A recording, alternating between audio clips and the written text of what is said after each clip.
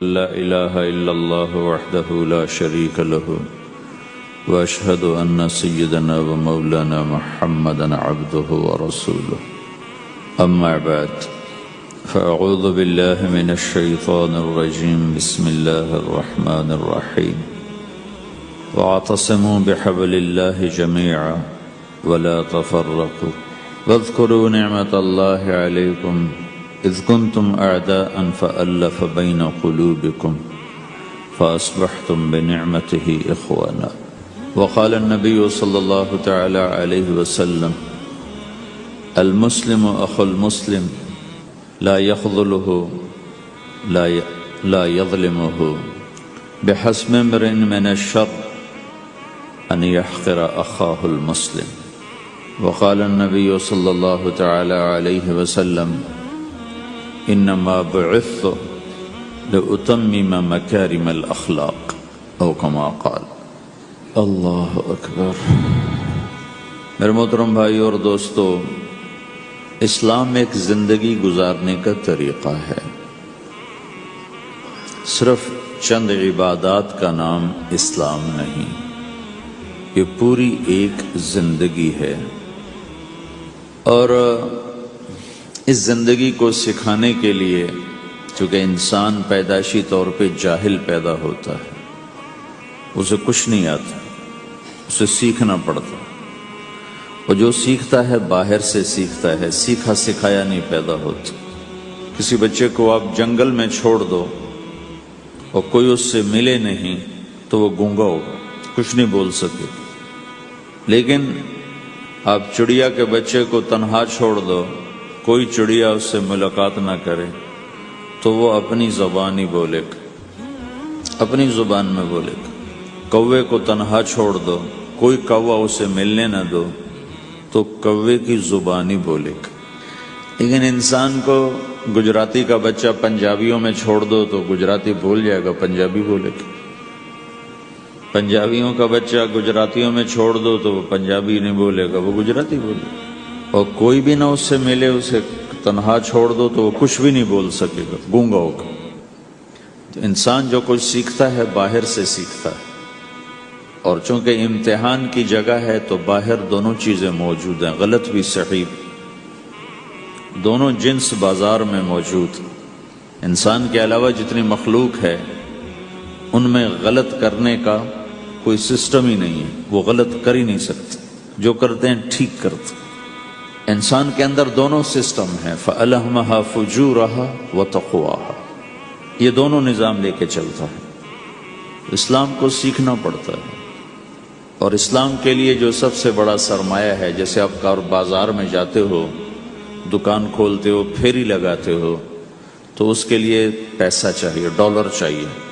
Dollar کے بغیر آپ کاروبار نہیں کر سکتے۔ اسلام کے لیے ایمان چاہیے، ایمان کے بغیر اسلام پہ چلا نہیں جاتا، جانتا ہوگا چل نہیں سکے گا۔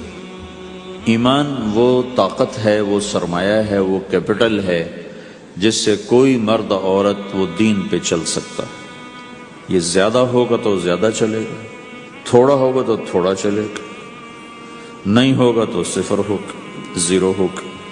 تبلیغ کا جو یہ کام اللہ تعالیٰ نے ہمیں دیا ہے، یہ ایمان کو سیکھنے کی اور اس کو آگے پہنچانے اور پھیلانے کی محنت ہے۔ ایمان سیکھنے کے لیے فَمَنْ شَاءَ اتَّخَذَ إِلَىٰ رَبِّهِ سَبِيلًا، کوئی ایک طریقہ نہیں ہے، کئی طریقے ہیں۔ اللہ نے سبیل کے اوپر الف لام نہیں لگایا، الف لام ہٹا کر یہ بتایا ہے کہ اللہ تک پہنچنے کے راستے کئی ہیں، محنت ہے۔ راستہ تو ایک ہے اسلام، اس پر آنے کی جو محنت ہے اس کے راستے مختلف ہیں۔ ہاں، آگے پہنچانے کے لیے تبلیغ کے سوا اور کوئی راستہ کوئی نہیں۔ یہاں آ کر تبلیغ منفرد کا کام منفرد ہو جاتا ہے کہ کسی محنت میں گشت کوئی نہیں سوائے تبلیغ۔ صرف تبلیغ ہے جس میں گشت ہے کہ خود چل کے جاؤ۔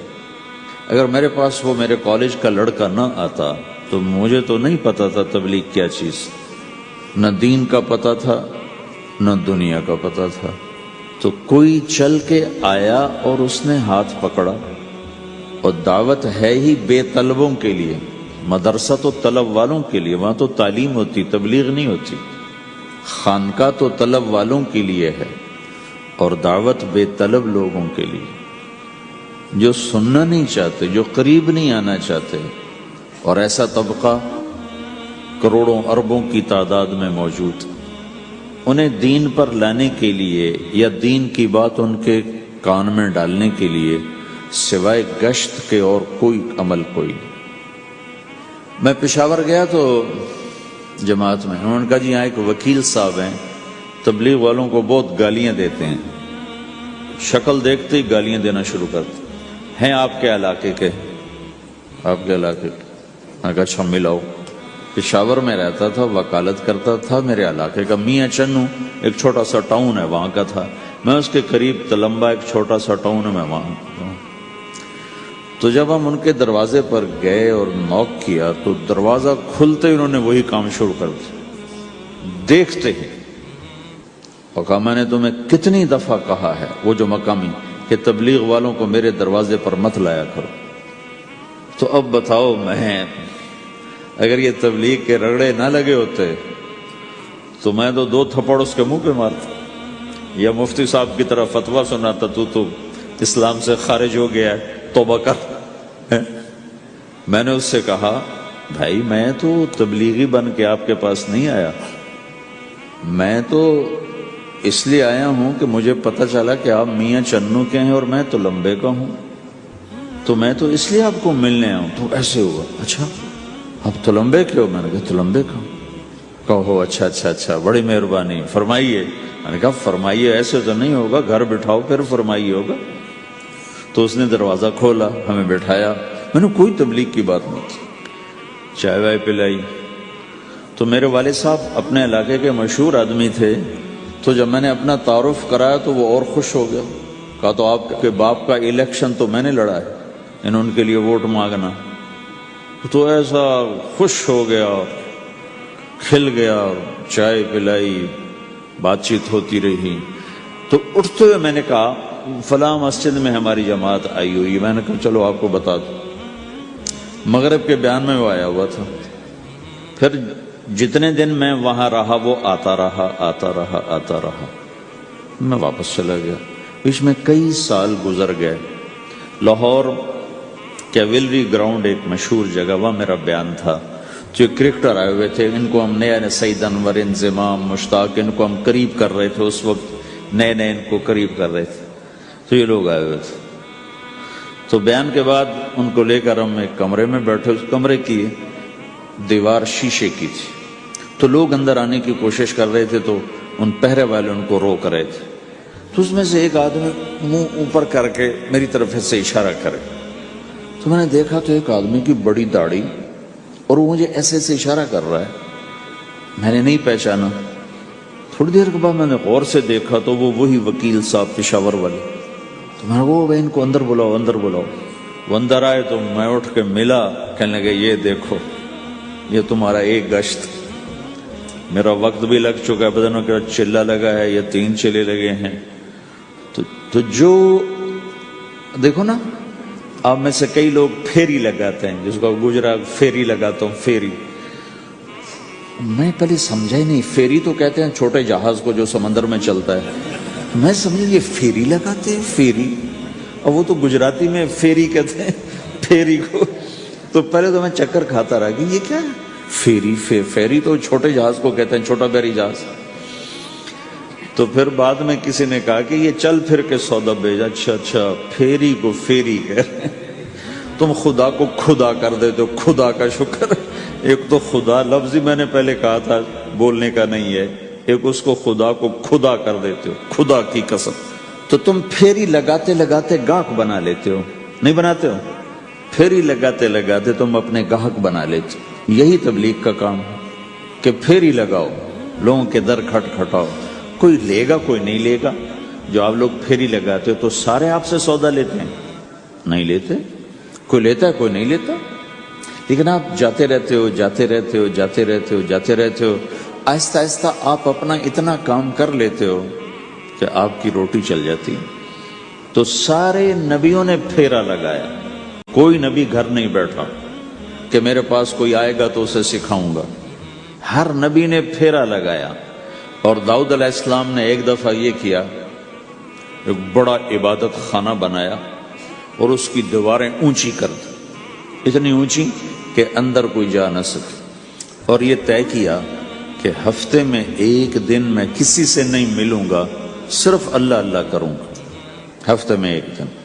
تو وہ پہلا دن تھا، اندر سے تالا لگا دیا اور خود اندر بیٹھ گئے، اور پہلا دن ہے کہ میں آج کسی سے نہیں ملوں گا. تو میرے رب کو یہ بات پسند نہیں آئی کہ نبی کا کام کٹ کے بیٹھنا نہیں ہے، لوگوں میں جانا ہے. تو اللہ تعالیٰ نے انسانی شکل میں 2 فرشتے اندر اتار دیے. اذ تصوروا المحراب ففزع منهم قال لا تخف خصمان بغى بعضنا على بعض فاحكم بيننا. کہا جی حضرت ہمارا جھگڑا ہو گیا ہے، ہم آپ سے فیصلہ کروانے آئے. تو داؤد علیہ السلام ڈر گئے کہ دروازہ بند ہے، یہ آئے کہاں سے؟ دیوار اتنی اونچی ہے کہ اس کے اوپر سے چھلانگ لگا کے بھی اندر نہیں آ سکتے، تو یہ کون ہے، آئے کہاں سے؟ دروازے کو دیکھیں تالا لگا ہوا ہے، دیوار کو دیکھیں اتنی اونچی ہے، تو کون چھلانگ لگا کے اندر آئے گا؟ تو ڈر گئے. تو کہنے لگے جی آپ ڈرے نہیں، ہمارا جھگڑا ہو گیا. کہ کیا جھگڑا ہے؟ کیا جھگڑا ہے؟ کہ ان ھذا اخی له 99 نعجہ ولی نعجۃ واحدہ فقال اکفلنیها وعزنی فی الخطاب. یہ میرا بھائی ہے، اس کے پاس 99 بکریاں ہیں، بھیڑیں، 99 بھیڑ ہے، اور میرے پاس ایک ہے. یہ مجھے کہتا ہے ایک بھی مجھے دے دے، میری 100 پوری ہو جائے. تو آپ بتاؤ یہ غلط کر رہا ہے کہ ٹھیک کر رہا ہے؟ اب یہ فیصلہ تو آپ چھوٹے سے بچے سے بھی کروا سکتے ہو. نہیں، یہ تو لطیفہ سا بن گیا، داؤد علیہ السلام کے لیے لطیفہ بن گیا کہ ایک آدمی کہتا ہے جی میرے پاس 99 ہے، تیرے پاس ایک ہے، تو ایک مجھے دے دے، میری 100 ہو جائیں. تو داؤد علیہ السلام سوچ میں پڑ گئے یہ چکر کیا ہے. تو ایک دم ان کو خیال آیا کہ جیسے میرے رب نے مجھے پیغام بھیجا ہے کہ داؤد تجھے بندوں کو دعوت دینے کے لیے بھیجا ہے، مسلح پر بیٹھنے کے لیے نہیں بھیجا. ہاں مسلح پر بیٹھنا ہے، اس کے لیے رات ہے. قم اللیل الا قلیلا نصفہ او انقص منہ قلیلا او زد علیہ ورتل القرآن ترتیلا. چل ومن اللیل فتہجد بہ نافلۃ لک عسى ان یبعثک ربک مقاما محمودا. رات ہے، آ جاؤ. ان ناشئۃ اللیل ہی اشد وطئا واقوم قیلا. آجا آجا، رات بڑی مزے کی چیز ہے، تو اور میں تنہا. فاذا فرغت فانصب والى ربک فارغب. آ جاؤ. تتجافى جنوبهم عن المضاجع يدعون ربهم خوفا وطمعا ومما رزقناهم ينفقون. رات تیری میری، دن میرے بندوں کے لیے. نہیں بیٹھ سکتا، تسبیح پکڑ کے نہیں بیٹھ سکتے ہو. تو اس پر داؤد علیہ السلام سجدے میں گرے. آیت سجدہ ہے اس لیے میں نہیں پڑھتا ہوں. سجدے میں گرے اور کہا یا اللہ معافی کر، یا اللہ معاف کر دے، یا اللہ معاف کر دے. میں نے دروازے بند کر لیے، حالانکہ میں یہ میرے منصب کے خلاف تھا، اس پر اللہ سے معافی مانگی. تو چل کے جانا نبیوں کی صفت ہے، یہی ہماری صفت. اس امت کو یہ کام دیا گیا کہ یہ اوروں کے پاس جا کے اپنا سودا پیش کر، اپنوں کو بھی سنبھالے اور غیروں تک بھی پہنچے. نہیں سنتے پھر جاؤ، نہیں سنتے پھر جاؤ، کیونکہ دلوں کا پھیرنا اللہ کے ہاتھ میں ہے. تیرے ذمہ آواز لگانا ہے. اللہ تعالیٰ نے تقسیم کر دی. قم اللیل الا قلیلا، رات اللہ کے پاس آ جا. دن میں کیا کر؟ ان لک فی النہار سبحا طویلا، تیرا دن میں کام بہت زیادہ ہے. سبحا طویلا، دعوت کے کام کو تیرنے سے تشبیہ دی ہے. سبح تیرنے کو کہتے. اللہ کے نبی کا ایک گھوڑا تھا جس کا نام تھا سبحہ، میں نے بتایا تھا پہلے دن. وہ اتنا تیز چلتا تھا جیسے تیر رہی ہو، اس لیے اللہ کے نبی نے خود اس کا نام سبحہ رکھا تھا، تیرنے والا. تو تبلیغ کے کام کو تیرنے سے تشبیہ دی کہ آپ نے لمبا تیرنا ہے. اور مکے میں تو پانی کوئی نہیں، تو کہاں تیرنا ہے جی؟ سارے مکے میں پانی کا قطرہ کوئی نہیں، زمزم کے کنویں کے سوا، تو تیرنا کہاں ہے؟ یہ اس دعوت کے کام کی بڑی خوبصورت تصویر ہے. سبحا طویلا، حالانکہ اللہ فرماتا ہے ان لک فی النہار شغلا طویلا عملا عظیما جہدا طویلا، لیکن سبحا طویلا، جو آدمی چل رہا ہوتا ہے اگر وہ بیٹھ جائے تو کوئی نقصان تو کوئی نہیں، گاڑی چلا رہا ہے کہیں گاڑی روک لے تو کوئی نقصان تو کوئی نہیں، تھوڑی دیر سے پہنچ جائے گا، کہیں گاڑی کھڑی کر کے کافی پینے لگ گیا تو کوئی مسئلہ تو کوئی نہیں ہے، آدھا گھنٹہ دیر سے گھر پہنچ جائے گا۔ تیرنے والا پانی میں اتر گیا، اب یہ رک سکتا ہے؟ کیوں بھائی؟ اگر یہ کافی پینے کا ارادہ کرے تو کہاں جائے گا؟ تو مچھلی کے پیٹ میں جائے گا۔ پانی میں اترنے کے بعد اختیار ختم ہے، اب تیرنا ہے۔ کہاں تک؟ دوسرا کنارہ جب تک ہاتھ میں نہیں آتا تیرنا ہے، سبحا طویلا، جب تک آخرت کا کنارہ ہاتھ میں نہیں آتا۔ اے میرے نبی، تجھے دعوت کا کام کرتے ہی رہنا ہے، کرتے ہی رہنا ہے، کرتے ہی رہنا ہے، تیری چھٹی کوئی نہیں۔ سبحا میں یہ اشارہ تھا کہ چھٹی کوئی نہیں، یہ موت تک کا کام ہے۔ وَاعْبُدْ رَبَّكَ حَتَّى يَأْتِيَكَ الْيَقِينُ۔ آئے ہائے، جب یہ آیت اتری یا ایھا المدثر قم فانذر وربک فکبر، اے میرے محبوب اٹھ جا، اٹھ جا، میرا پیغام سنا، تو لیٹا ہوا ہے۔ تو اس پر آپ نے کہا خدیجہ انقطع ایام النوم والراحہ، میرے آرام کے دن چلے گئے، میرے سونے کے دن چلے گئے، میرے رب نے مجھے کہا ہے اٹھ جا اور میرا پیغام سنا۔ تو اس وقت تو کوئی جاننے والا نہیں تھا، تو پہلے آپ چپ کے بات فرما رہے تھے، پھر اللہ نے کہا کھل کے کہہ، تو پھر آپ نے کہا میں خدیجہ میں کس کو کہوں، میری کون سنے گا، من ادعو من یستجیب۔ تو حضرت خدیجہ نے عرض کی یا رسول اللہ آپ دعوت دینے میں پہل کریں، میں لبیک کہنے میں پہل کرتی ہوں۔ تو بھائیو، دعوت ہمارا سرمایہ ہے، دعوت سے ایمان بنتا ہے، ایمان سے عمل بنتا ہے۔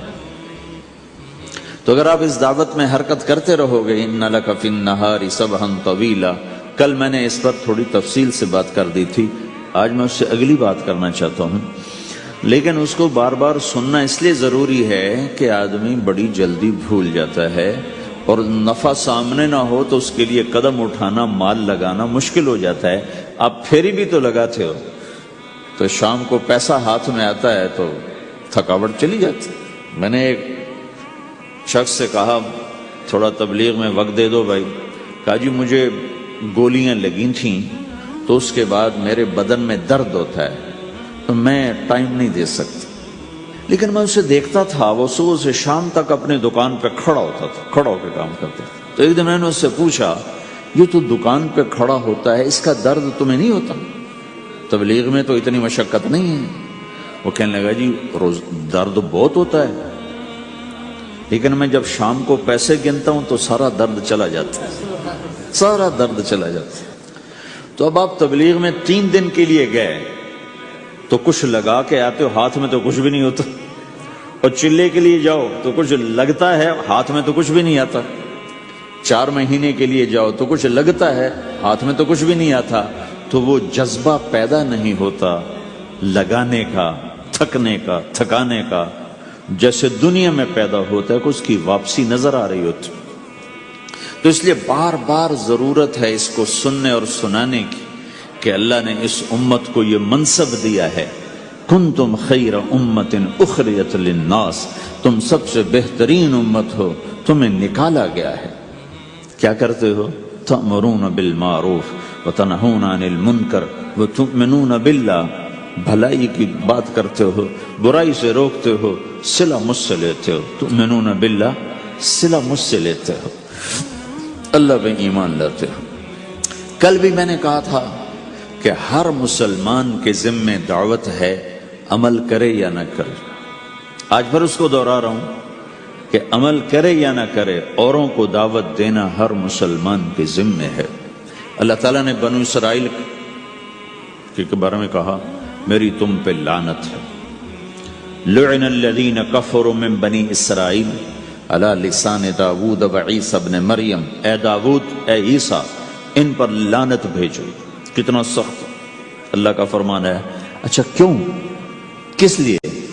اللہ نے دو جرم بتائے، ذَلِكَ بِمَا عَصَوْا وَكَانُوا يَعْتَدُونَ، یہ بہت نافرمان ہو چکے ہیں، بہت نافرمان ہو چکے ہیں۔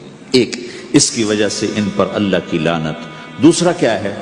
کانوا لا یتناہون عن منکر فعلوہ، جو گناہ خود کر رہے ہوتے ہیں اس سے اوروں کو نہیں روکتے۔ کانوا لا یتناہون، نہیں روکتے تھے، عن منکر، اس گناہ سے، فعلوہ، جسے وہ خود کر رہے ہوتے تھے۔ تو اس سے پتہ چلا کہ اگر کوئی نافرمانی بھی کر رہا ہے تو کسی کو اگر دیکھتا ہے نافرمانی کرتے تو اسے سمجھانا اس کے ذمے ہے۔ اللہ یوں کہہ رہا ہے کہ کم وقت خود تو برائی کر رہا تھا تو کسی کو روکتا تو صحیح۔ دونوں ہی کام نہیں کیے، نہ خود چھوڑا نہ کسی اور کو روکا۔ تو بھائیو، حرکت کرتے رہنا، اس حرکت میں بڑی طاقت ہے۔ ساری کائنات حرکت میں، اگر رک جائے تو تباہی۔ زمین حرکت کر رہی ہے، سورج حرکت کر رہا ہے، چاند، ستارے، ہر شے حرکت میں۔ تمہاری زمین 66,000 کلومیٹر فی گھنٹہ کی رفتار سے روزانہ بھاگی جا رہی۔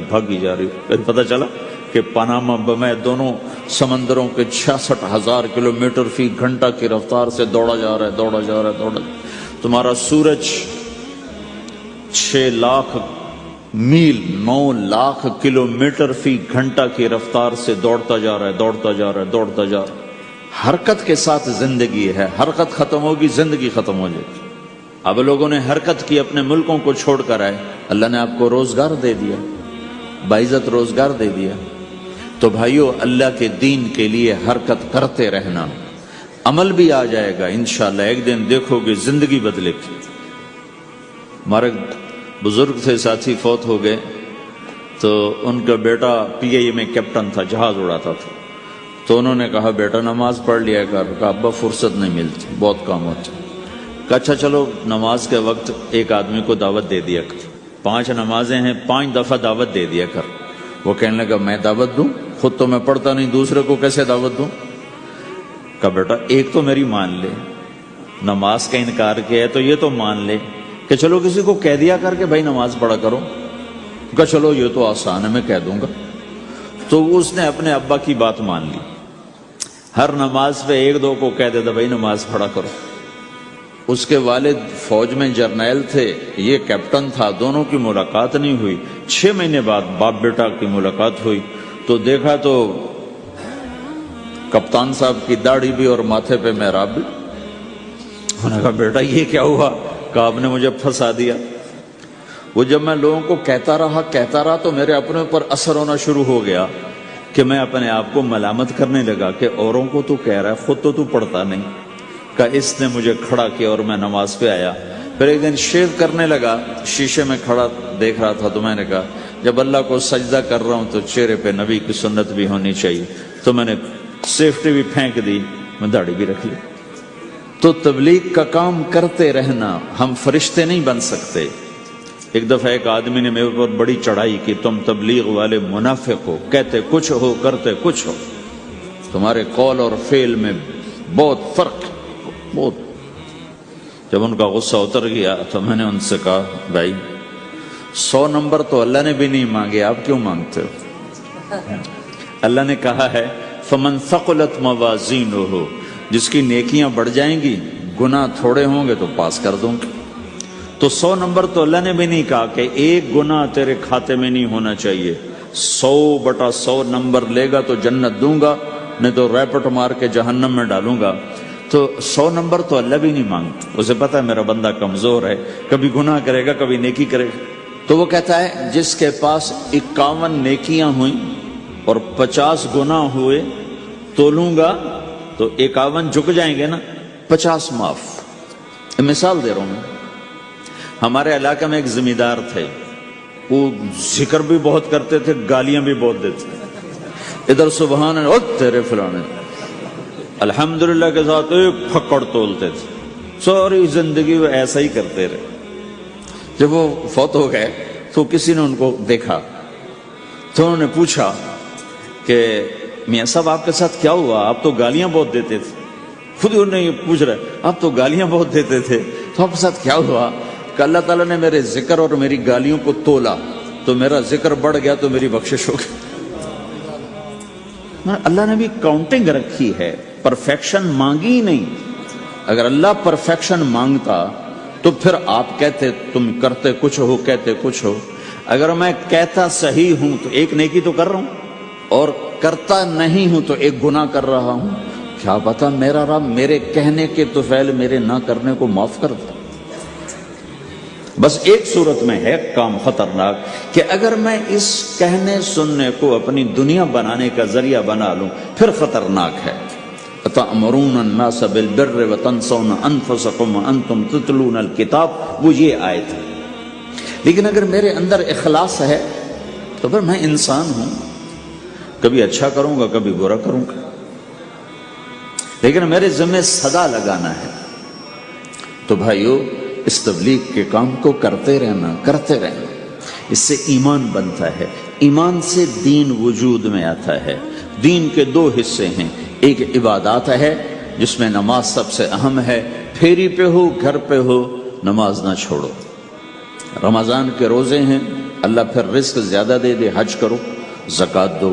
لیکن عبادات بڑی محدود ہیں اور اس میں کثرت اللہ نے مطالبہ بھی نہیں کیا، بلکہ اللہ تعالیٰ نے اس میں اعتدال ہی کو پسند فرمایا ہے.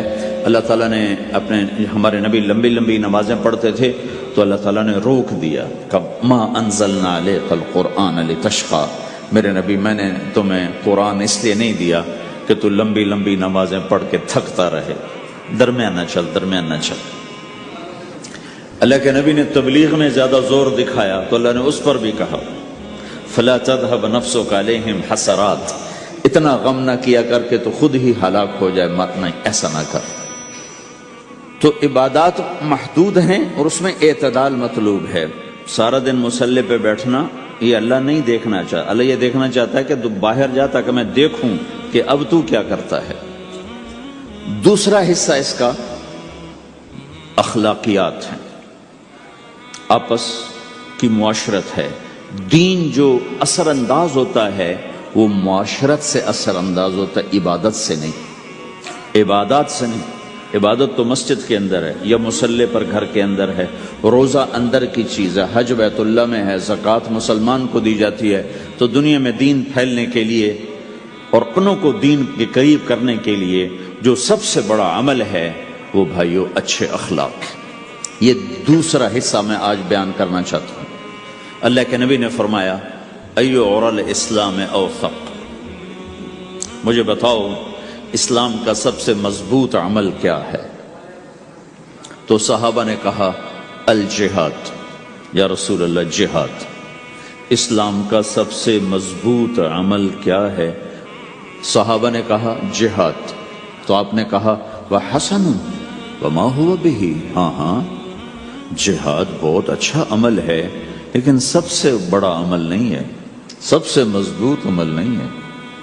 ان کا جی الصلاۃ، نماز. تو ہم نے کہا ہاں وحسنۃ وما هي بها، نماز بھی بہت اچھی چیز ہے لیکن وہ نہیں جو میں پوچھ رہا ہوں، سب سے اعلیٰ، سب سے اوپر، سب سے مضبوط نہیں. تو ان کا جی الحج، حج.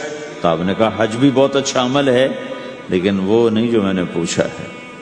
پھر صحابہ نے کہا جی روزہ، آپ کا روزہ بھی بہت اچھا ہے لیکن وہ نہیں جو میں نے پوچھا ہے.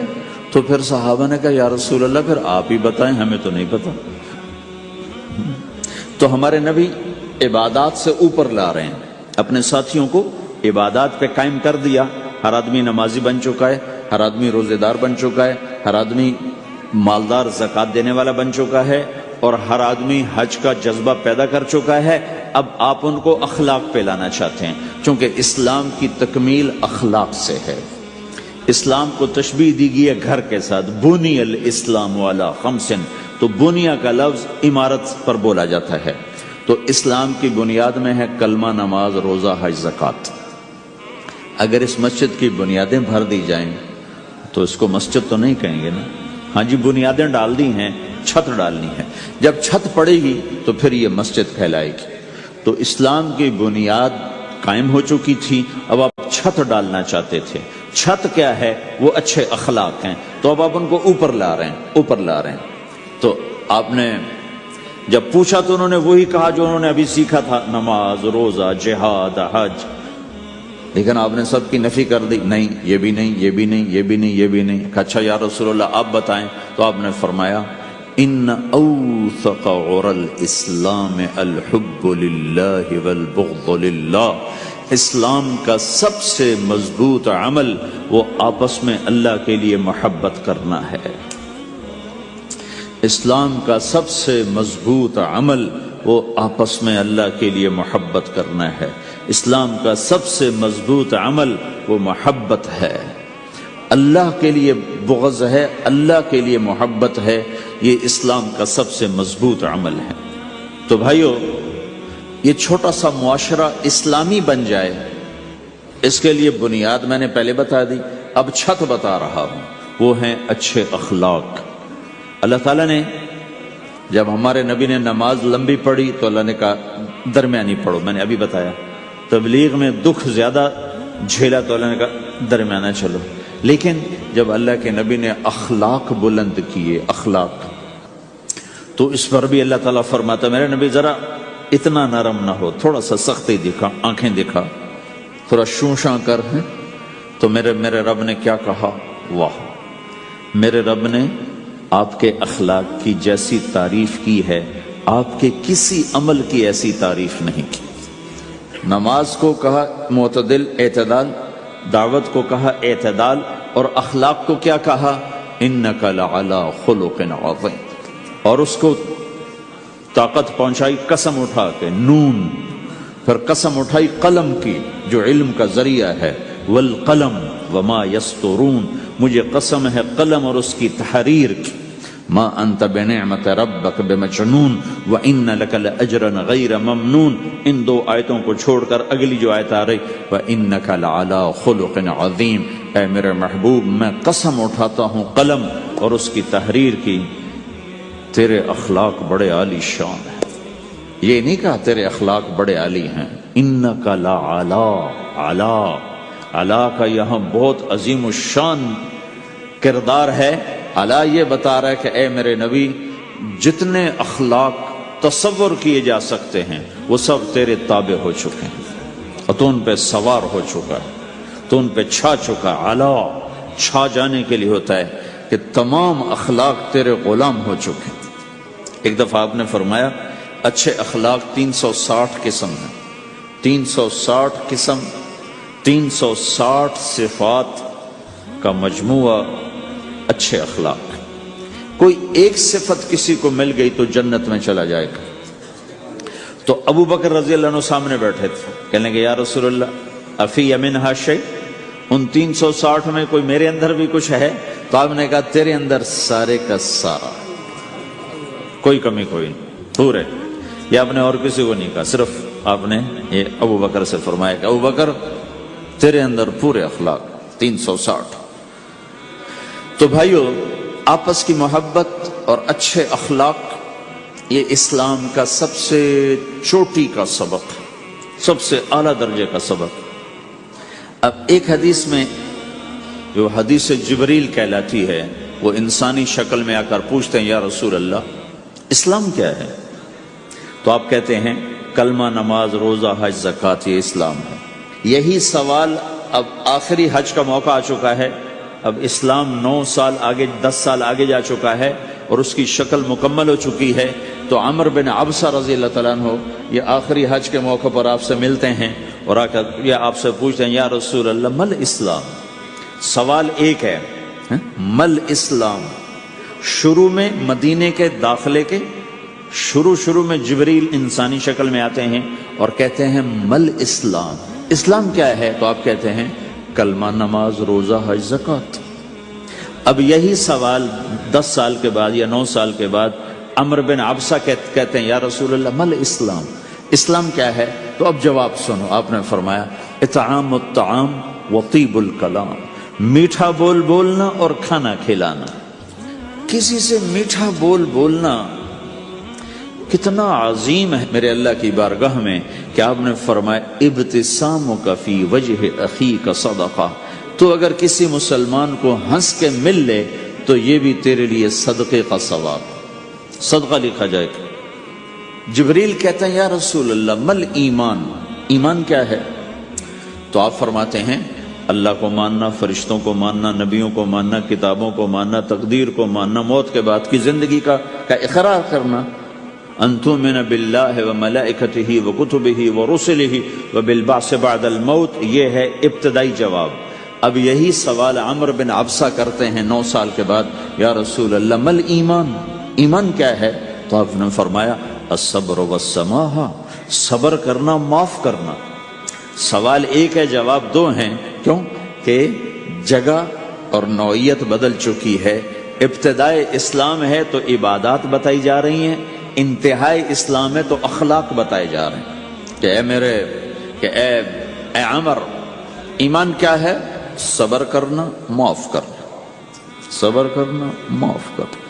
تو بھائیو، جو ہمارا معاشرہ بنے گا اسلامی، گھر میں باہر، وہ بنے گا اچھے اخلاق سے، عبادت سے نہیں، علم سے نہیں، تبلیغ سے نہیں، وہ بنے گا اچھے اخلاق سے، میٹھے بول بولنے سے، درگزر کرنے سے، معاف کرنے سے، سہ جانے سے، اور بازار میں سچائی، بازار میں میٹھا بول نہیں، وہ تو ہر تاجر مسکرا کے ملتا ہے، ہاں وہ تو کاروبار ہے مسکرانا۔ سچا بول، الصدق ینجی والکذب یہلک، میرے نبی نے فرمایا سچ نجات دیتا ہے اور جھوٹ ہلاک کر دیتا ہے۔ تو بازار کے اخلاق ہیں صحیح بولنا، صحیح تولنا، دھوکہ نہ دینا۔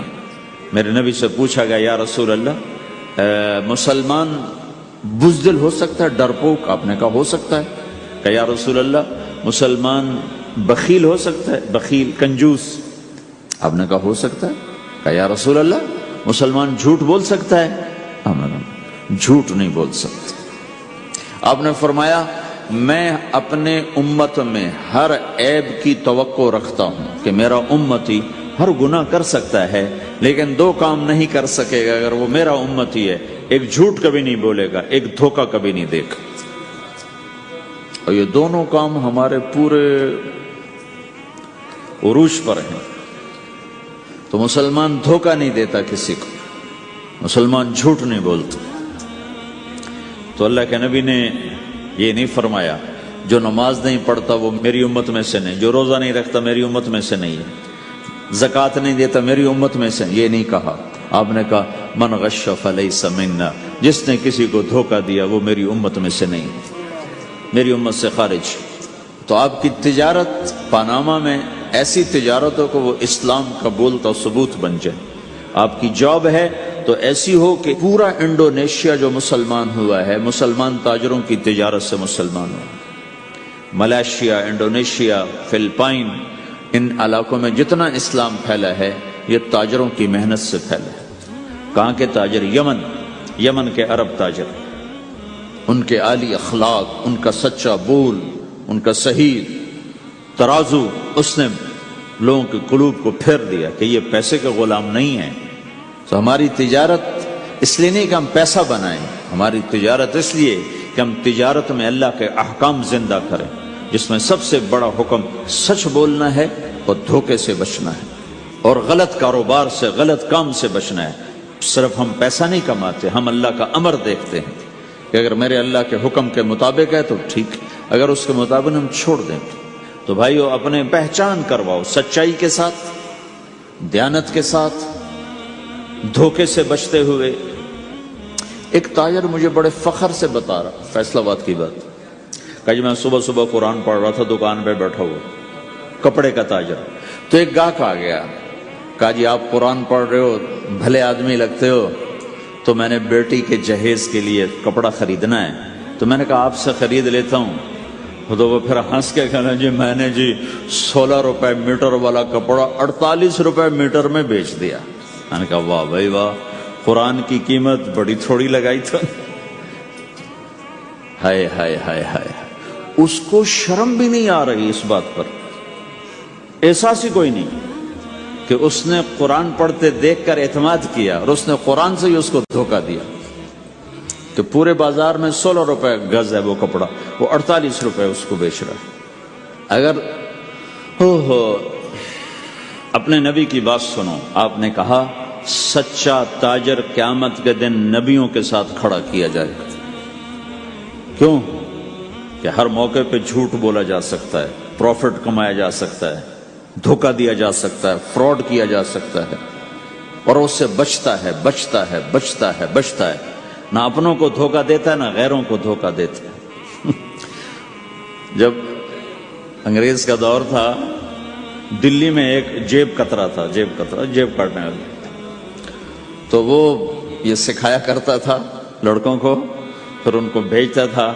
تو اس کا ایک چیلا شام کو صرف 2 روپے لے کر آیا، 2 روپے لے کر. تو اس نے کہا بے وقوف، آج سارا دن کی کمائی 2 روپے؟ کہ استاد آج بہت بڑا مال مارا تھا، لیکن میں نے دیکھا تو وہ ایک گورا تھا، انگریز تھا. تو مجھے خیال آیا اگر قیامت کے دن عیسیٰ علیہ السلام نے میرے نبی کو گلہ دے دیا کہ تیرے امتی نے میرے امتی کی جیب کاٹی تھی، تو میں اپنے نبی کو کیا جواب دوں گا؟ تو میں نے جا کر اس کو واپس کر دیا. ابھی اپنے کے کھسکا کے لایا ہوں 2 روپے. پچھلے زمانے کے تو چور بھی ایسے خوددار ہوتے تھے، اب تو نمازی ایسے غیرت کہاں پھینک کے آ گئے ہیں. ماتھے پہ محراب ہوتا ہے اور دھوکے میں سب سے اول ہوتا ہے. تو ہمارا اسلام صرف اس مسجد کی 4 دیواری میں نہیں ہے، ہمارا اسلام تو بارش کے قطروں کی طرح پھیلا ہوا ہے. آسمان کی بلندی ہے، آسمان کی وسعت ہے، جیسے اس سے زیادہ ہمارے دین کی وسعت ہے. تو آپ کسی دفتر میں ہو یا اپنے کاروبار میں ہو تو اس میں بھی اللہ کے نبی نے آپ کو طریقہ بتایا ہے. بازار کے اخلاق ہیں مسکرانا نہیں، بازار کے اخلاق ہیں سچ بولنا، صحیح دینا، صحیح تولنا، صحیح سودے کا عیب بتانا. عبد الرحمن بن عوف رضی اللہ تعالیٰ عنہ پہلے 10 صحابہ میں آتے ہیں، پہلے 10 صحابہ. آپ نے کہا ابو بکر جنتی، عمر جنتی، عثمان جنتی، علی جنتی، طلحہ جنتی، زبیر جنتی، سعد جنتی، عبد الرحمن جنتی، ابو عبیدہ جنتی، سعید بن زید جنتی. اس میں ایک عبد الرحمن. جب ان کا انتقال ہوا تو انہوں نے 3 ارب 10 کروڑ 20 لاکھ دینار چھوڑے ترکہ. ہمیں تو بڑا بیوقوف بنایا گیا، کاغذ کو کرنسی بنا کے دے دے. کاغذ، کرنسی تو سونا ہوتا ہے جی، کرنسی تو سونے اور چاندی کو کہتے ہیں، کاغذ کے ٹکڑے کو تو کرنسی نہیں کہتے. اور اب کرنسی بھی لے کر وہ کارڈ پکڑا دیے، جیب بھی خالی، اب کرنسی بھی کاغذ بھی کوئی نہیں، خالی کارڈ. اس کو کیا کہتے ہیں کارڈ کو؟ Credit card. کریڈٹ کارڈ وہ ساری دنیا کو بیوقوف بنائے ہوئے. یا تو کاغذ پکڑائے ہوئے ہیں یا کارڈ کاغذ بھی اب واپس لے لیا، اب کارڈ پکڑا دیا. اور عبد الرحمن بن عوف نے جو پیسے چھوڑے وہ کاغذ نہیں تھے. کاغذ کی کیا حیثیت؟ پاکستان میں روز چھپ رہے ہیں، کاغذ کی کیا حیثیت؟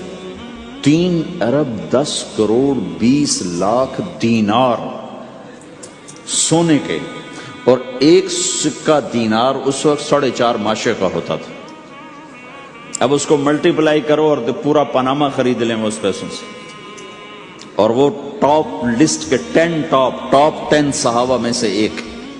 وہ فرماتے تھے میری تجارت کا یہ اصول رہا کہ میں نے کبھی ادھار نہیں خریدا، نہ کبھی ادھار بیچا، نہ کبھی ادھار خریدا. جو خریدے بھی ادھار اور بیچے بھی ادھار، اسے نیند کہاں آئے گی؟ دینے والے دیتے نہیں، لینے والے سر پہ کھڑے ہوتے. انہیں نہ بیوی اچھی لگتی نہ بچے اچھے لگتے، وہ گھر میں بیٹھ کے بھی گھر میں نہیں ہوتے. تو آپ نے فرمایا نہ میں نے کبھی ادھار خریدا نہ کبھی ادھار بیچا، نقد خریدا نقد بیچا. دوسرا میرا اصول یہ رہا کہ میں نے کبھی سٹاک نہیں کیا، جب مجھے پروفٹ ملا میں نے فوراً بیچ دیا. انتظار نہیں کیا 1 ہفتے بعد بیچوں گا ریٹ بڑھ جائے گا. جس دن مجھے پروفٹ ملا 1 پیسہ بھی ملا تو میں نے فوراً بیچ دیا. تیسرا اصول یہ تھا کہ میرے سودے میں کوئی کمی یا عیب ہوتا تو میں اسے چھپاتا نہیں تھا، ظاہر کرتا تھا اس میں یہ کمی ہے، بھئی لینا تو لے لو نہیں لینا تو چھوڑو. ہماری تو تجارت بھی جنت کا راستہ ہے. مدینے کے لوگ ذمہ دارا کرتے تھے مکہ کے لوگ تجارت کرتے تھے، ان کی زراعت اور تجارت دین کے پھیلنے کا ذریعہ بن گئی۔ عبد الرحمن بن عوف رضی اللہ عنہ کا مال اللہ کے دین کے کام آیا، عثمان رضی اللہ عنہ کا مال اللہ کے دین کے کام آیا۔ جنگ تبوک میں 10,000 آدمیوں کا سامان حضرت عثمان اکیلے نے دیا۔ 30,000 کا لشکر تھا تو 1/3 10,000 کا سارا سامان عثمان رضی اللہ عنہ نے اپنے گھر سے دیا، اور وہ دینار لا کے پیش کیے نا، تو اللہ کے نبی وہ دینار لے کر یوں کر رہے تھے، ایسے ایسے، وہ کر رہے تھے ما علی عثمان اللہ یعمل بعد عثمان، آج کے بعد تو کچھ نہ کر، جنت واجب ہو گئی تیرے کے۔ تو بھائیو، ہمارا دین صرف ہمیں عبادت نہیں بتاتا، بازار کی زندگی بتاتا ہے کہ مسلمان بازار میں کیسے ہوتا ہے۔ کسی کے ہاں ملازم ہے تو اس کی نوکری کیسی ہوتی ہے، اس کی دیانت کیسی ہوتی ہے، اس کا بول کیسا ہوتا ہے۔ وہ پیسے پہ قربان نہیں ہوتا، وہ پیسے کو ایمان پہ قربان کرتا ہے۔ تو آپ کی تجارت بھی دین کے پھیلنے کا ذریعہ بنے گی۔ آہا، صرف نماز سے گناہ معاف نہیں ہوتے۔ مسلم شریف کی روایت ہے من امسا کالن بعمل یدہ امسا مغفورا لہ، جو صبح سے شام تک روزی کماتے کماتے حلال حلال حلال حلال، جھوٹ والی نہیں، کھوٹ والی نہیں، خیانت والی نہیں، حرام چیز نہیں، حرام چیز کا بیچنا بھی حرام ہے، خریدنا بھی حرام ہے، اس کا پروفٹ بھی حرام ہے۔ جس گھر میں حرام پیسہ جائے گا وہاں سکھ کبھی نہیں آئے گا، چیزیں آ جائیں گی، چین نکل جائے گا۔ 1960 کی دہائی میں ایک پاکستان کا افسر تھا، اس نے 1960 میں لوگوں کے پاس 100 روپے مشکل سے ہوتے تھے، اس نے اس زمانے میں کروڑوں روپے جمع کیے رشوت سے، بہت بڑی پوسٹ پر تھے۔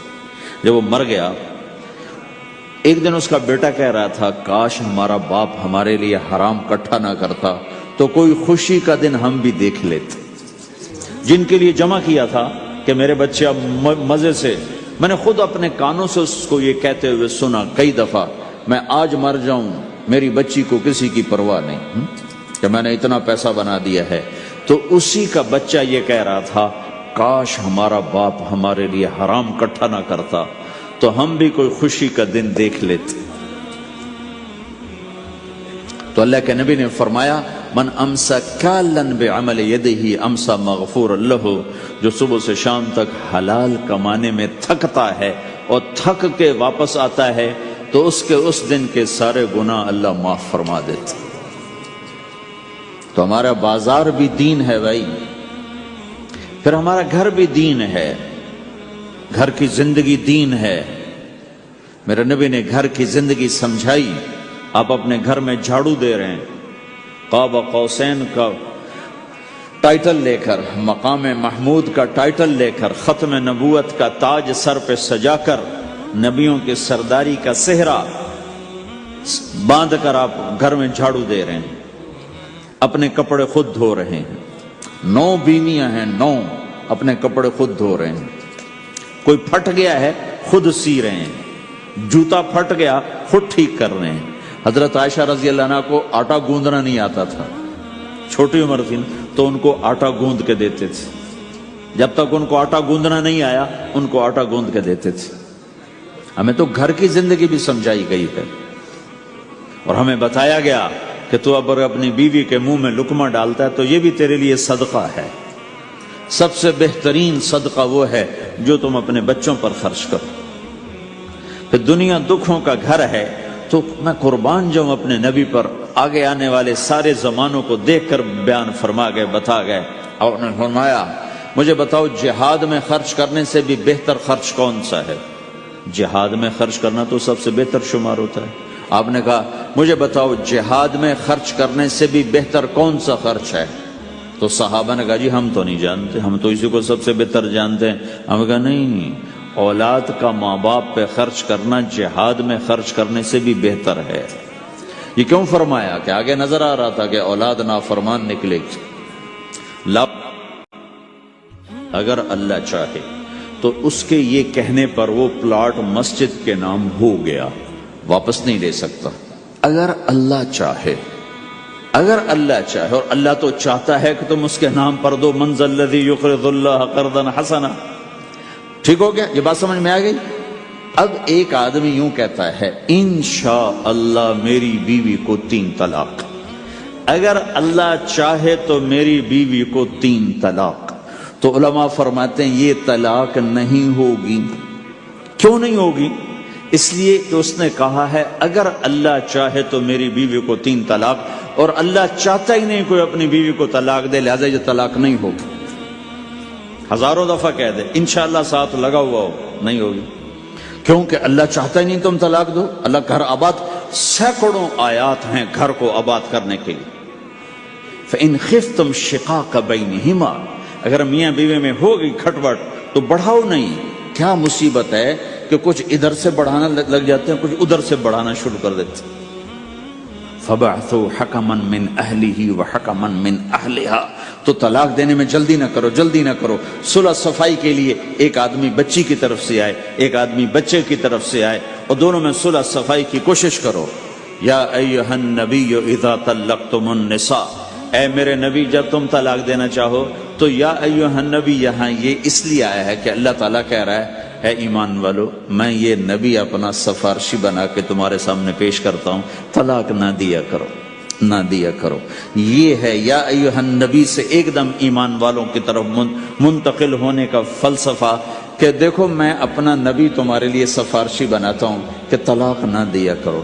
اگر دینی پڑ جائے چونکہ جائز ہے، نہیں نباہ ہو رہا، پھر زبردستی بھی نہیں کرنی چاہیے. اگر کوئی جائز وجہ ہے تو طلاق ہوئی ہے، پھر اسے دشمنی کا سبب نہیں بنانا چاہیے. اگر صحیح مناسب ہوئی ہے، اللہ کے نبی نے خود 2 خواتین کو طلاق دی، نکاح تو کیا، رخصتی نہیں ہوئی، طلاق دے دی. اللہ کے نبی کی بیٹیوں کو طلاق پڑی، حضرت ام کلثوم، حضرت رقیہ رضی اللہ عنہ دونوں کو طلاق دی گئی. ابو لہب کے بیٹوں نے طلاق دی. آپ نے حضرت حفصہ کو طلاق دینے کا ارادہ کیا تو عمر رضی اللہ عنہ کو پتہ چلا، بڑے غمگین ہوئے، تو جبریل آ گئے، یا رسول اللہ، اللہ تعالیٰ فرما رہے ہیں حفصہ کو طلاق نہیں دے سکتے، یہ آپ کی دنیا کی بیوی بھی ہے، جنت کی بیوی بھی ہے. کہ عمر کے دل شکنی ہو رہی. تو ایک گھر باقی رہے اس کے لیے سینکڑوں آیات اللہ تعالیٰ نے اتاری، اور ہمیں کہا عاشروہن بالمعروف، اپنی بیویوں کے ساتھ اچھا سلوک کرو. ہمیں خطاب، چونکہ مرد کسی کی بچی کو لے کے آتا ہے، لڑکا کسی کی بچی کو لے کے آتا ہے، اور وہ بچی ماں چھوڑتی، باپ چھوڑتی ہے، بھائی چھوڑتی ہے، بہنیں چھوڑتی ہے، سہیلیاں چھوڑتی ہے، سب کو چھوڑتی ہے، اور تیسرے دن اس کو تانے شروع ہو جاتے ہیں، اس کا تو دل ہی نہیں لگتا. اور پہلے دن اپنی بیوی کو نصیحت دی جا رہی تھی، میری ماں کی خدمت کرنی ہے، میری کرنا کر، میری ماں کی کرنی ہے، میرے ابا کی کرنی، میری بہنوں کی کرنی، کسی کے سامنے تم نے بولنا نہیں، کسی کے سامنے اف نہیں کرنا. بے وقوف، اس سے محبت تو جتا پھرو، اس کے بعد جو کچھ کہے گا وہ کرے گا. پہلے دن ہی حکم، نہ تعلق بنا ہے، نہ محبت پیدا ہوئی ہے، اور نہ ابھی جوڑ بیٹھا ہے، اور پہلے دن حکم سنانے شروع کر دی. اس کے ذمہ نہ تیری ماں کی خدمت ہے، نہ تیرے باپ کی خدمت ہے، نہ تیری بہنوں کی خدمت، یہ ساری خدمت تو تیرے ذمہ ہے. ہمارا سسرال کا معاشرہ بڑا ظالم ہے. لاکھوں میں کوئی ایک گھر بچا ہوا تو الگ بات ہے، ورنہ میں تو دنیا پھری ہے، کیا دنیا دار کیا دیندار، سب ظلم ہی ظلم ہے. اتنی نیک عورتیں تہجد گزار، مصلی سے اٹھتی نہیں، تسبیح ہاتھ میں ہے، لیکن جب وہ ساس بنتی ہیں تو ایسا ظلم ان کے اندر سے نکلتا ہے کہ کانپ اٹھتے ہیں در و دیوار. جب عورت ماں ہوتی ہے تو اس کے روئیں روئیں سے محبت کے چشمے پھوٹتے ہیں. وہی عورت جب ساس بنتی ہے تو ایک دم ظلم کی تصویر بن جاتی، اسے اپنی بہو میں کوئی خوبی نظر ہی نہیں آتی، عیب ہی عیب نظر آتے ہیں. اپنے بیٹے کو بھڑکاتی رہتی، یہ کرتی ہے، یہ کرتی ہے. اور ایسے بے وقوف ہیں، کوئی ماں کی وجہ سے بیویوں کو تباہ کر دیتے ہیں، کوئی بیویوں کی وجہ سے ماں کو تباہ کر دیتے ہیں. یہ دونوں ظلم ہیں. ماں کی وجہ سے بیوی پہ زیادتی نہ کرو، بیوی کی وجہ سے ماں پہ زیادتی نہ کرو. بیوی کا اپنا مقام ہے، ماں باپ کا اپنا مقام ہے، بہنوں کا اپنا مقام ہے. 100% شکایات جھوٹی ہوتی ہیں، سب جھوٹ ہوتا ہے. اس لیے میرے رب نے دستور بتایا، ان جاءکم فاسق بنبأ فتبینوا، جب کسی کی خبر سنو، کوئی کمی کوتاہی سنو، اول تو سنو نہیں، اگر سننی پڑ جائے تو تحقیق کر لو، تحقیق کر لو۔ قاضی ایاس کے پاس آیا ایک شخص آیا روتا ہوا، ہائے مر گیا، ہائے مر گیا۔ تو ان کے ساتھ ایک آدمی بیٹھے تھے، کہنے لگے حضرت اس کا قضیہ جلدی سے سن لیں، بیچارہ بڑا مظلوم لگتا ہے۔ کہنے لگے چپ کر، یوسف علیہ السلام کے بھائی بھی رات کو روتے ہوئے باپ کے پاس آئے تھے۔ ہر رونے والا مظلوم نہیں ہوتا، ہر رونے والا مظلوم نہیں ہوتا۔ اپنے گھروں کی فضا بناؤ، کمی سنو ہی نہیں۔ تمہاری بیوی ماں کی کمی بتانے لگے، کہا مجھے نہ بتاؤ، تیری بڑی مہربانی۔ تمہاری ماں تمہاری بیوی کی کمی بتانے لگے، کہا اماں مجھے نہ بتاؤ، تیری بڑی مہربانی۔ گھر کی فضا ایسی بناؤ کہ کسی کی کمی کا تذکرہ نہ ہو، تو اللہ کی قسم تمہارا گھر جنت کا نمونہ بن جائے گا۔ یہ معاشرت کا دین بتا رہا ہوں، معاشرت کا دین۔ اپنی بیوی کی خوبیوں کی تعریف کرو، کمیوں پہ پردہ ڈالو۔ بیویوں کے ذمہ ہے خامد کی خوبیوں کی تعریف کریں۔ انسان حوصلہ افزائی کا محتاج ہوتا ہے۔ ایک بزرگ ہے اپنے کسی مرید کے گھر، تو وہاں انہوں نے کھانا کھایا، کھانا ان کو پسند آیا، کہنے لگے اپنی بیگم کو پردے میں بلاؤ۔ تو انہوں نے اپنی بیگم کو پردے میں بلایا، کہا بیٹی میں نے تیرا ہاتھ کا کھانا کھایا، بہت مزیدار تھا، اللہ تمہیں جزائے خیر دے، تم نے بہت اچھا پکایا۔ تو وہ زارو قطار رونے لگی۔ تو انہوں نے پوچھا بیٹی کیا ہوا؟ میں نے تو کوئی ایسی بات نہیں کی۔ کہ نہیں حضرت آپ کی بات پہ رونا نہیں آیا، رونا اس پر آیا ہے کہ 30 سال سے میں اس شخص کے ساتھ رہ رہی ہوں، کبھی ایک دفعہ اس نے میرے ہاتھ کے پکے کی تعریف نہیں کی۔ آپ گھر میں تشریف لائے، آپ نے پوچھا کوئی کھانے کو کچھ ہے؟ ام سلمہ رضی اللہ عنہ کا گھر، کہا یا رسول اللہ آج تو کچھ نہیں، سرکہ ہے۔ کہا واہ واہ واہ واہ، نعم الادام الخل، سرکہ تو بہت اچھا سالن ہے۔ سبحان اللہ، کیسے دلجوئی فرمائی اپنی بیگم کی، سرکہ تو بہت اچھا سالن ہے، یا تو نے نمک کم ڈال دیا، تو نے مرچی زیادہ کر دی۔ ہم رائمنڈ میں پڑھتے تھے نا، تو پکانا ہمارے ذمہ ہوتا تھا، تو ہمیں پتا کہ پکاتے ہوئے کیا گزرتی۔ جب 2-2 ہزار آدمی کی روٹی ہم پکاتے تھے، 5-5 بوری آٹا گوندا ہے ہاتھوں سے، 10-10 من کھڑے ہو کے روٹی لگائی ہے، سخت سردی میں بھی سخت گرمی میں بھی۔ سردی میں جب رات کو آٹا گونڈتے تھے ہم، تو ہمارے ہاتھ ایسے اکڑ، تم تو سردی دیکھتے ہی نہیں ہو، ہاتھ ایسے اکڑ جاتے تھے، اور صبح 4 بجے اٹھ کے روٹی پکانا شروع کرتے تھے۔ 2000 آدمی کی روٹی پکانی ہوتی تھی۔ تو اب کوئی آ کر کہتے انہیں کچی روٹی پکائی، تو جی دادا ایک تھپڑ اس کے منہ پہ مارے کہ 4 بجے کے ہم اٹھے ہوئے ہیں، پکا پکا برا حشر ہو گیا، کہتے کچی پکائی۔ بھائی صبر کر کے چپ کر کے کھا جا۔ مولانا الیاس صاحب رحمۃ اللہ علیہ ایک اپنے مرید کے گھر گئے، تو اس نے کھیر بنا کر پیش کی۔ اچھا نمک اور چینی ایک جیسے ہوتے ہیں، وہ دیہاتی عورت سمجھ نہ سکی، چینی کے بجائے نمک ڈال دیا۔ تو انہوں نے جا سب سے پہلے مولانا الیاس صاحب کے سامنے کھیر رکھی، تو آپ نے جو چکھی تو وہ تو تھی کڑوی۔ کہنے کہ بھائی واہ واہ واہ واہ واہ واہ، بڑی مزے کی کھیر، ساری لیا میں اکیلا کھاؤں گا، کسی کو نہیں کھانے دوں گا۔ ساری کھیر کھا گئے، اس پر پردہ ڈالنے کے لیے۔ وہ تو جب انہوں نے کہا مولانا الیاس کا بچا ہوا تھوڑا سا میں جب چکھا تو کڑوا گیا، ہائے مر گئی، یہ تو سارا نمک ڈالا ہوا تھا۔ ایک دفعہ ہماری جماعت چنیوٹ میں تھی، تو ہمارے ساتھیوں نے چائے بنائی، تو وہ اندھیرا سا تھا، تو چینی کے بجائے نمک ڈال دیا اور دسترخوان پہ لے آئے، سب پی رہے۔ واللہ میں آنکھوں سے دیکھا بتا رہا ہوں، مولانا الیاس کا تو سنا بتا رہا ہوں، کسی ایک نے نہیں کہا کہ یہ کڑوی ہے، چپ کر کے پی رہے، چپ کر کے پی رہے، کسی ایک نے نہیں کہا۔ باہر ایک دیہاتی کھڑا تھا، تو میں نے کہا چاچا آتے نو چاہ پی ماما، وہ آ گیا، اس نے پہلا گھونٹ بھرا ہوئے تھا، کوڑی ہے، اس نے بانڈا پھوڑ دی۔ پھر سارے ساتھی ہنس پڑے کہ چاچا ہم نے تو پردہ ڈالنے کی کوشش کی تھی خدمت والوں پر تو نہیں پردہ چاک کر دیا۔